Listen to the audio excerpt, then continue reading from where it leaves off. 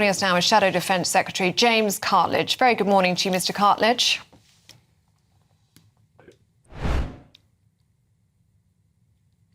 There you are. Good morning, Mr. Cartledge. Can we start by talking about the Prime Minister, Sir Keir Starmer? He says that now is the time to negotiate. He's calling for the US to negotiate with the regime in Iran.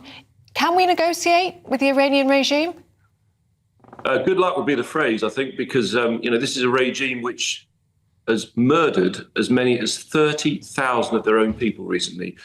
When you think of that and you actually reflect on that, it's truly shocking. You can't negotiate with a regime like that. Obviously, the Americans tried. And the reason this offensive is happening is because the Iranians clearly were unwilling to budge. And my view has been from the beginning, I said this on your program, I've said it for weeks, that because Iran getting a nuclear weapon, any regime that kills its own people getting a nuclear weapon is such an existential threat. We did support the US when this started. And I said weeks ago, if they'd asked us to use our airfields to launch attacks on Iran, we would have given them permission. Yes, but does the Prime Minister raise a valid point when he says, in effect, there's not enough thought behind this, there's not enough strategy behind this, we don't know where this is going to end up? I mean, it's always the case in a war, of course, but you like to have some sort of exit plan on this, and he doesn't think there is one in place. I think that's a very fair point in the sense that, of course, there is risk in this. There's always risk in a military conflict, the risk of destabilization if the regime changes, etc. All I would say is that I do think there is a difference between a situation where what we understand and what is probably would be inevitable, that the US are carrying out this action with the support of Israel, and where they are presumably through back channels having some kind of discussion. There's been indications of that on your coverage and elsewhere in the media. There's a very big difference between that, where you have leverage, and the Prime Minister whose entire starting point is to negotiate without any force behind it, which is incredibly weak and would resolve nothing. So I do think they're two very different positions. But you're absolutely right, and I'm sure the public are concerned about this. Military action carries risk, and we do need to know that there is a plan for what happens. But I have to say, in response to that, we also need to know what on earth we're going to do to stop Iran getting this lethal weapon. Because if you look at the way they spray missiles around the region at pretty much any country they want to, the way, as I said, they've murdered their own people and all the other barbaric things they've done. I always remember when I was a minister how they gave ballistic missiles to the Houthis to fire at HMS Diamond, our own Royal Navy. That's not a government we want to have their hands on a nuclear trigger. And so ultimately, we also have to work out what we're going to do about that. And at least we have a plan here from the Americans to try and do that. That's the part we support. But you're also right, there will be risks involved.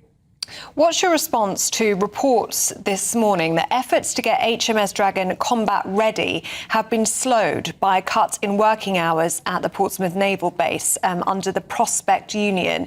So the MOD renegotiated its Serco contract last year, and they shifted from a 24/7 cover to a 9-to-5 schedule.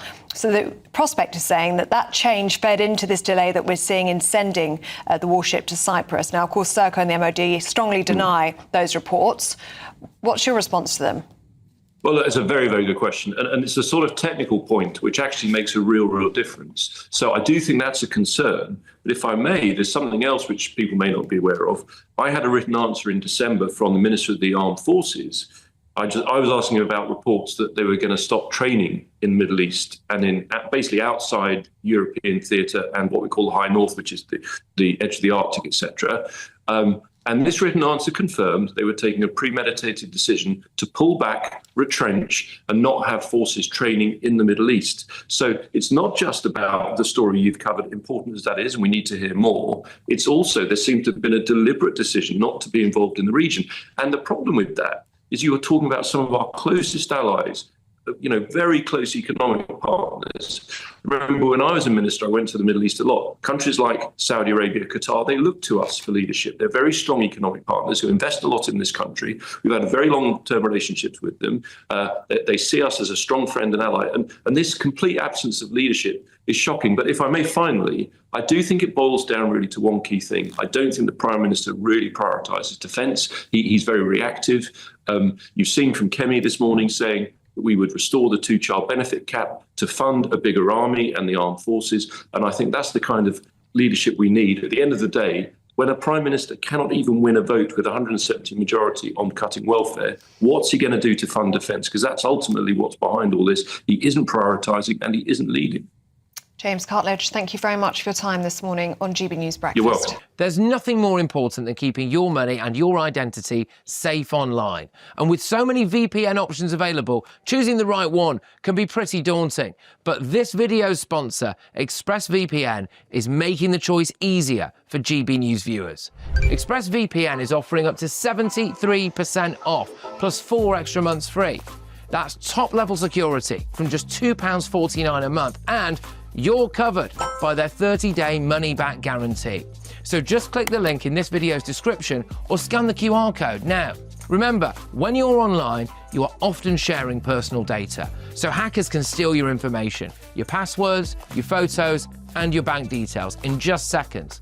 But ExpressVPN encrypts your connection, making it virtually impossible for hackers to access your personal information. So why choose ExpressVPN? Well, it couldn't be easier to use. With just one click, you are protected. And ExpressVPN uses military-grade AES 256 encryption, which is the same standard trusted by the US government to guard their classified information. With their new tiered plans, you can protect up to 14 devices at once and manage passwords securely.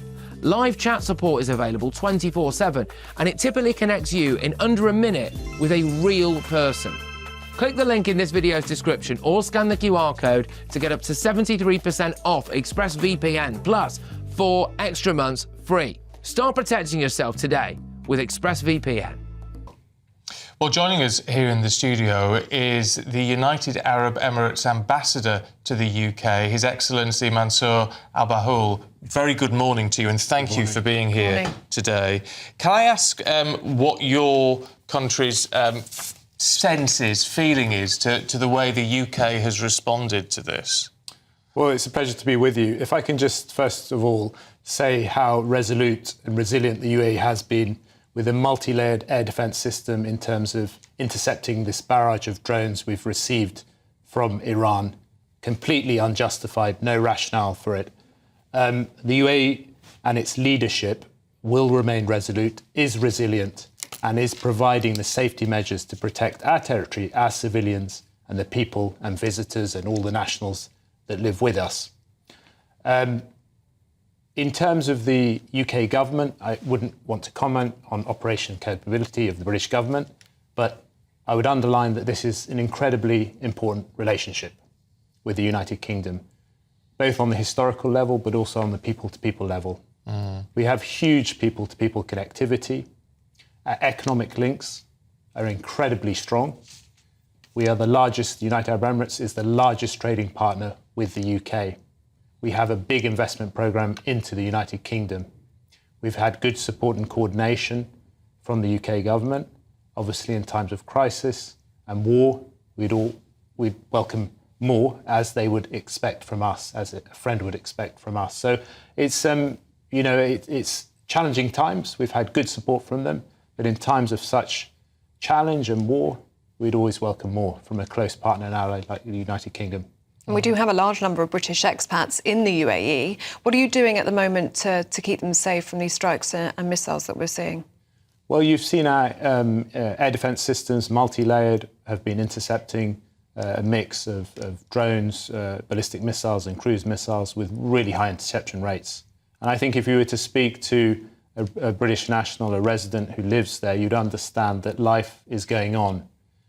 Our leadership have remained resilient and resolute, and I do believe that the UAE, if you look back to previous crises that we've had to navigate, like COVID-19, the pandemic, has come through, the institutions have come through even stronger and more resolute, and I do believe that the UAE will emerge from this crisis stronger.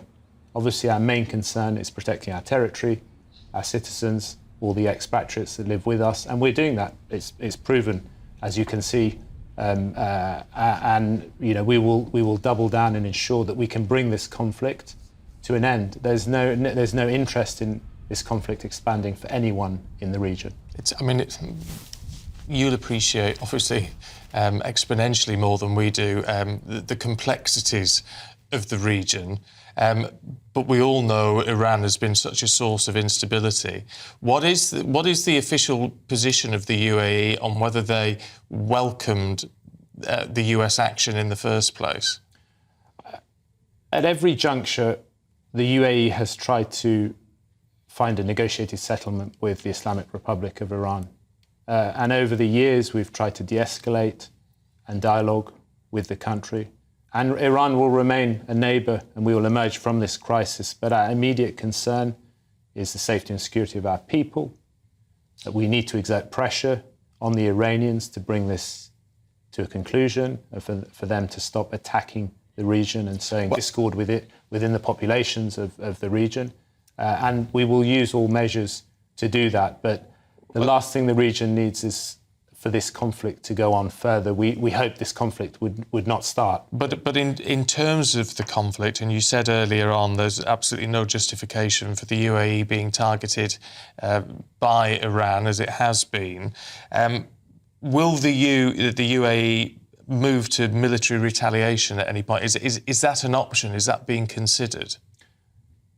Our primary objective is to contain the conflict. We don't want this to expand. But we reserve the right to protect our territory, our people, including the many nationals. Every citizen on UAE soil is considered a citizen of our country. And we reserve the right to protect our sovereignty, our territory, our people. So we are looking at all options to ensure the safety and security of that. Would the UAE welcome a change or a fall in the Iranian regime? We need to bring this conflict to an end. We need to contain that. It's difficult, I think, for a lot of us to understand how this will come out. I think it would be foolish to try and predict how this would come out, but we need to exert all international pressure to ensure that we are calling upon the Iranians to stop their attacks, indiscriminate attacks, across not just the Gulf, but across the region as a whole, which is having a huge destabilizing effect on the region, but also the toll that is also incurring on the Iranian people as well. How do you bring about, I mean, whether there is a change of regime or not, how do you bring about a cohesive response in the region? I mean, it's a region desperate for stability. So how do the different territories bring about a united front, a united position moving forward? I think in such times of challenge and difficulty, close allies always work together. And I think that's what you're seeing happen here. There's great stakes at risk here, and we need to ensure the safety and security of our people. And you'll see greater coordination from partners and allies to bring this conflict to an end, to contain it, to ensure the safety of the people across the region. Was the UAE angered, frustrated by Britain's delay in giving the US permission to use our joint bases, including Diego Garcia? I wouldn't want to comment on British operational capability. You know, first and foremost, it wouldn't be my place to do that. However, this relationship is important. We're an important economic partner to the United Kingdom. We're an important security partner. We welcome the support they've given us. We're grateful for that. We'd welcome more, as a close friend and ally would do, as they would expect from us. Yeah, I think that's the key, isn't it? Welcoming more in all of this. Your Excellency, we really appreciate your time, and thank you for coming in to see us this morning. Thank you, Stephen. Thank you very much. Thank you. Well, there's a lot to chew through on all of that, and I think we've got to look at our place in the world, how we're being viewed in the world by what we've done. I know a lot of people, we had Bill Rammell on the show earlier on, he's going to be back on. I think the Prime Minister's taken the right response to this. Are we, we're being defensive? But then even on that argument, there's you have to say, are we being defensive enough in terms of what we're doing with the Navy and not pre-deploying on things like that? There's an awful lot of questions that need to be answered here about our response. Whatever your political views, however you view this current situation, and ultimately there is a conflict ongoing, and we are in it. Yeah, whether we like it or not. Whether we like it or not. We're there now. So what do we, what should our role be moving forward? How do we try and bring about crucially, stability in the region, but also, of course, that is a region which has a huge impact on how we live our lives over here. So it's not something we can forget about. No. Even though it's thousands of miles away, it's crucial to our economics, but also crucial to global security as well. Yeah,